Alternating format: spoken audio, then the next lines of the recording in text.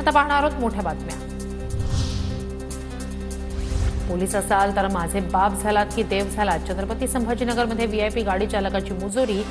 माझ्या नादी लागू नका म्हणत पोलिसांना शिवीगाळ, खाकी वर्दी उतरवण्याची दिली धमकी।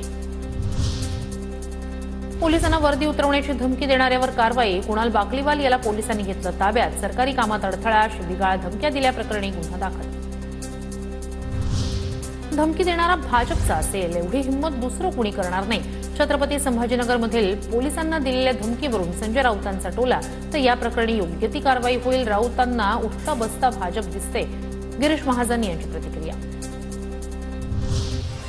पुणे पालिकेच्या स्थायी समितीच्या माजी अध्यक्षाकडून एकाला मारहाण। बाबूराव चांदेरेंकडून ज्येष्ठ नागरिकाला मारहाण, तर राष्ट्रवादीत असे प्रकार खपवून घेतले जाणार नाहीत, अजित पवारांचा इशारा। सुंदर जगामध्ये जन्माला दिलं ते काही भांडणं करण्याच्या करता, एकमेकाच्या बद्दल आकाशाने बघण्याकरता, एकमेकाच्या बद्दल शत्रूच्या भावनेने वागण्याच्या करता दिलं नाही। पोलिसांना मी सांगितलं की राजकीय हस्तक्षेप होऊन देणार नाही। तुम्ही खुल्या मनाने जो चुकत असेल तो किती मोठ्या बापाचा पोरगा असला, पोरगी असली तरी हायगाय करू नका।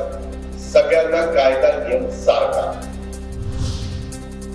राजकीय खुर्ची फेविकॉल घेऊन उभी राहत नाही, ती बदलत असते। तानाजी सावंतांच्या नाराजीवर प्रताप सरनाईक यांचा टोला। जिल्हा नियोजन समितीच्या बैठकीला तानाजी सावंतांची दांडी, गैरहजेरीमुळे सावंतांच्या नाराजीची चर्चा। तर त्यांनी माझ्या समोर कधी व्यक्त केलेली नाही एकनाथ शिंदे साहेबांकडे। आणि शेवटी बघा, राजकीय खुर्ची असते ती फेविकॉल घेऊन तर कुणाच्या खाली उभी राहत नाही, ती बदलत असते, अदलाबदल होत असते।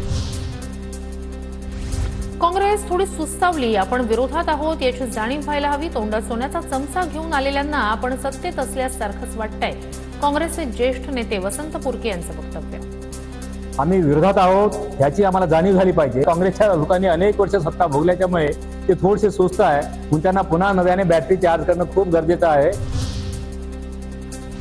सैफ अली खानच्या घरी घेतलेले फिंगरप्रिंट आरोपींशी जुळत नसल्याचं समोर।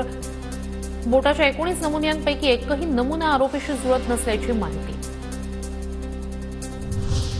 सैफ अली खानवरील चाकू हल्ला प्रकरण, आरोपीनं गुन्ह्याच्या वेळी वापरलेले बूट पोलिसांनी जप्त केले। पोलिसांनी आतापर्यंत गुन्ह्यात वापरलेला चाकूचा तुकडा, रक्ताचे डाग असलेले कपडे जप्त केले।